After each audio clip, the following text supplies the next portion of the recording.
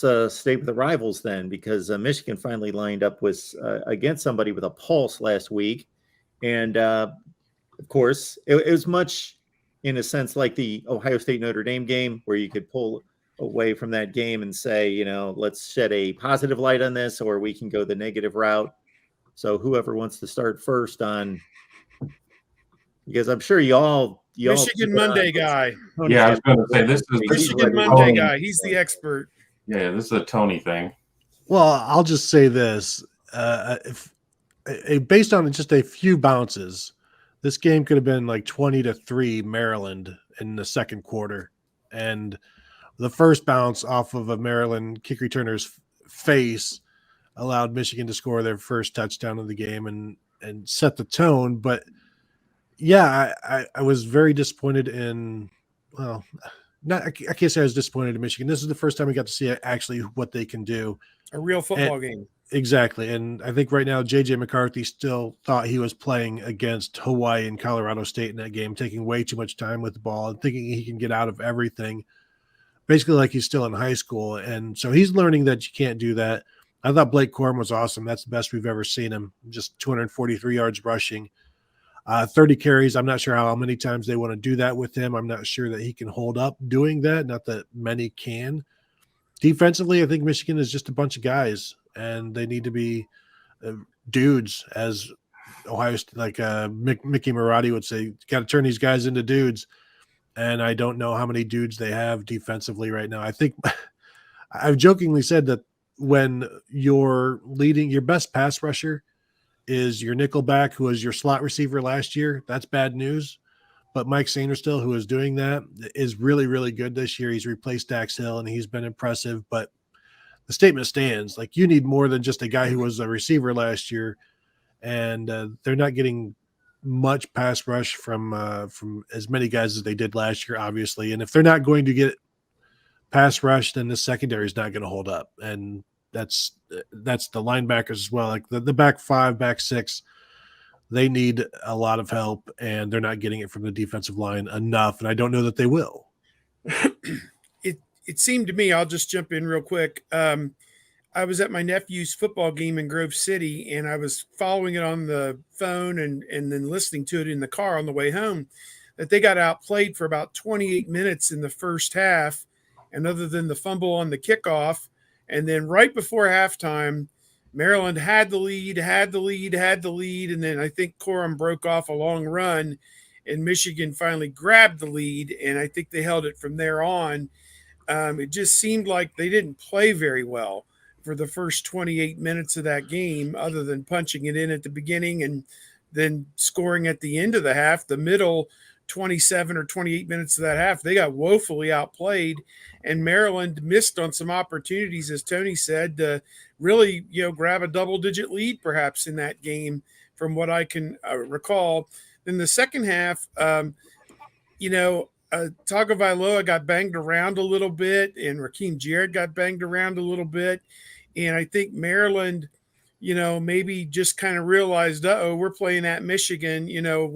What's our place in the and they didn't finish the game. They didn't do the things they needed to do in the fourth quarter, get stops on defense, make plays on offense, finish drives. When they had opportunity to score points, they had good field position and failed and got the ball back and couldn't do anything with it. So, that it ended up a 7-point win for Michigan.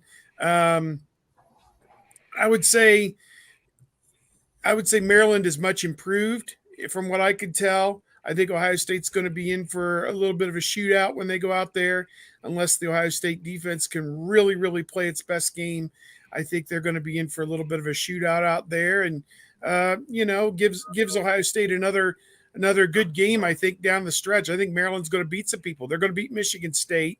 They're going to beat everybody else in the division they're going to play. Probably not going to beat Penn State, but I don't know who their crossovers are.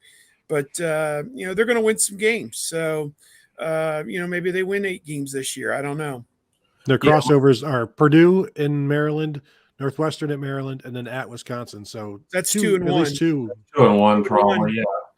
I came away more impressed with Maryland during certain stretches than I was going into that game, and certainly came away not as impressed by Michigan for large stretches of the game. As Tony said, Blake Corum was a dude out there. I mean, but that's a lot for them to put on him, and Donovan Edwards has been hurt, so they brought out a true freshman back on his first carry, fumbled the ball.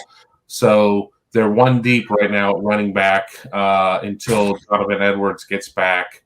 I think that Michigan had to kind of sit there and play somebody with a pulse, and it woke them up. And, it wouldn't surprise me if they don't struggle for the next few weeks because they had their wake-up call. But as I told some people before, I'm not expecting Maryland to win this game, but I'm expecting Maryland to show some deficiencies in this Michigan juggernaut, and I think that some things certainly surfaced, and because of that those are things that everybody's going to have on their cut-up tapes when they get ready to play Michigan. Yeah, and Maryland could have played better. This was not their best game. Michigan was also the beneficiary of a bad interception that should have been overturned and hit the ground. DJ Turner, cornerback for Michigan, was allowed to keep the ball, and that stopped a Maryland drive. So they got some breaks, but then they made the most of them. And now I'm interested to see what happens this week at Iowa, where Iowa's just really, really good on defense, and how well can Michigan's offense perform? Now, is this going to be one of those you improve most from game 1 to game 2? Because I consider this game 1 to game 2 for Michigan. And so they're done with the preseason. Now it's time for the regular season, and we'll see how they do going up to Iowa. But as Kevin said, the depth at running back. So Blake Corum gets tired. They bring in the freshman. He fumbles. Later on, I think it was to start the third quarter, they run Corum 4 straight times, and then he gets tired, and it's 3rd and 4, and they bring in a walk-on running back who picks up 2 yards. Like, for one, that's how deep they are right now, and that's who they can trust. For 2, why are you running on 3rd and 4 with a walk-on running back? That's just bad play calling. And I think that walk-on running back weighs about 175 pounds, and they charged him straight up the middle. Mm-hmm. Michigan's favored by 11 at Iowa. That's kind of an intriguing line. 14-3? 11-0.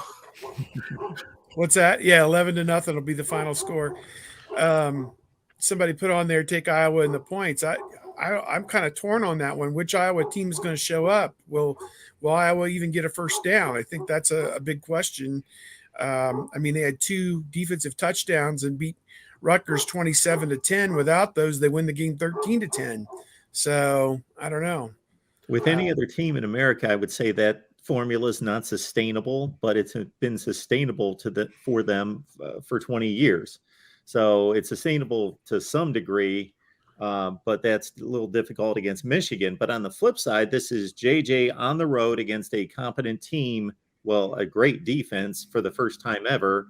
So, I look at these decisions he makes that he believes he can make, and you do want your players to play free and use their athleticism. So there's a fine line between making stupid mistakes and, taking advantage of your God-given talent. Well, there was one particular play. He danced around and circled back, and he ran him out of field goal range. They missed the field goal after he loses 15 yards. There's a couple other plays where I thought, okay, he may get caught. I think Maryland's that middle tier defense, much better than what they've seen, but Iowa's going to ratchet that up considerably. So there are a few times in the pocket where he's holding that ball and he's dancing around, but he's staying in the pocket. It's one thing once you escape, you're in the clear, you can look for the sideline and pick up your 12 yards.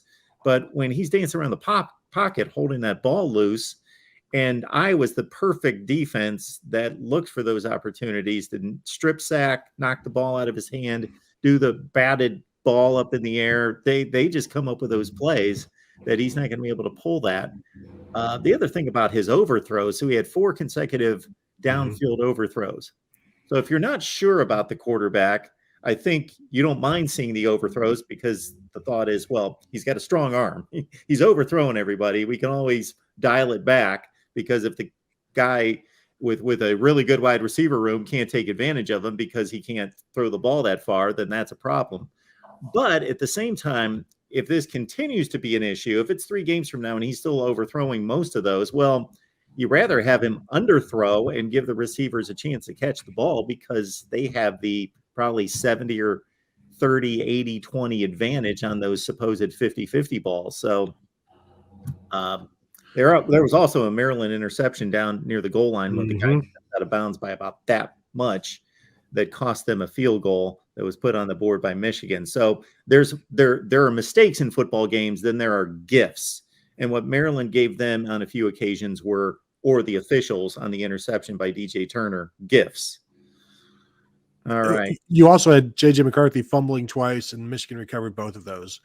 Iowa is pretty good on finding ways to get the turnover, and if I'm wondering if he's going to, they're going to focus so much this week on you being careful with football. I wonder how conservative he is going to be, and how much that sets the offense back because he's not going to be as aggressive. So now you're almost dictating, like, we're going to try to win this 21-14, something like that. And if you're trying to win by a touchdown, anything can happen in the fourth quarter, especially with a quarterback who is afraid to make plays, or if he tries, he might turn it over. And he is fumble prone, as we've seen throughout his career once he gets going. And so it's going to be interesting. I will still side with Michigan on this one because I can't possibly side with Iowa's offense in any form or fashion. It's just against my religion. So this is another instance of you with sports cashing where you're saying lay the 11 and don't worry about it. Not in the road in Iowa. I don't I only have fun on the road at Iowa. I do not do anything else. I don't put money on the road because I've seen too many. We've seen too many guys. Yeah. Did you guys see the tweet about the guy from Kansas who said that they had the sports gambling was approved in Kansas and his goal was to win $7,000 this fall, and as of right now, he only needs to win $22,000 more to make that happen. That's too much. It's a cruel mistress, is what it is. I might get rid of my cell phone when we get it here in Ohio because I don't want to be tempted. Don't install the app. That's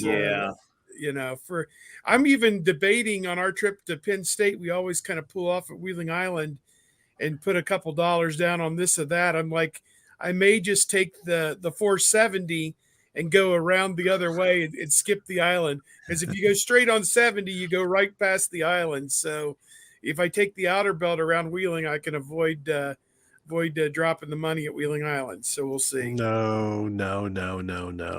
Perish the thought.